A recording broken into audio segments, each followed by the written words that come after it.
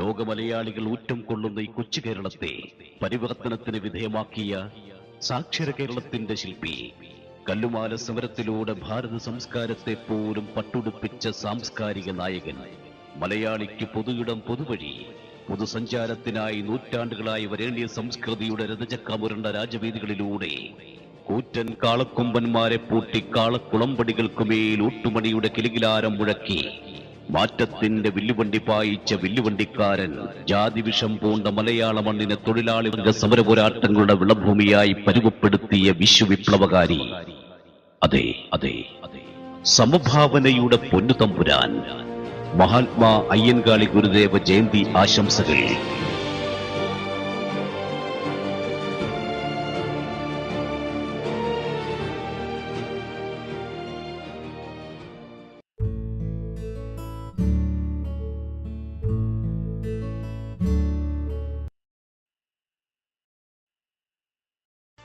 മഹാത്മാ അയ്യൻകാളി പരമേശ്വരൻ പിള്ള എന്ന ജന്മിയുടെ കാർഷിക അടിമയും തലപ്പുലയനുമായ അയ്യന്റെയും ഭാര്യ മാലയുടെയും മകനായാണ് കാളിയുടെ ജനനം.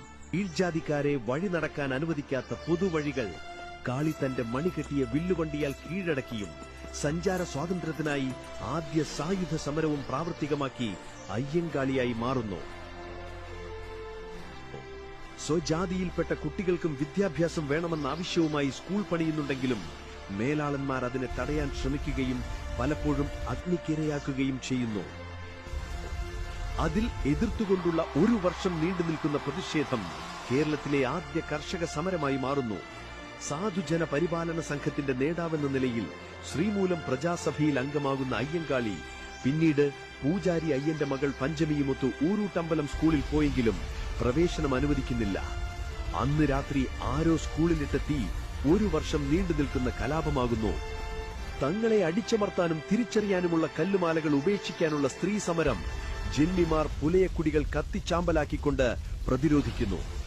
അനുരഞ്ജന ശ്രമത്തിൽ പങ്കെടുക്കുന്ന അയ്യൻകാളിയുടെ നേതൃത്വത്തിൽ പുലയ സ്ത്രീകൾ കല്ലുമാലകൾ ഉപേക്ഷിച്ച് ആ സമരം വിജയിപ്പിക്കുന്നു. ആധുനിക കേരളം നിർമ്മിച്ചെടുക്കാൻ സാമൂഹ്യനീതിയെ അടിസ്ഥാന ജനതയെ ബോധ്യപ്പെടുത്തിയ അവകാശ പോരാട്ടത്തിന്റെ പേരായിരുന്നു അയ്യൻകാളി.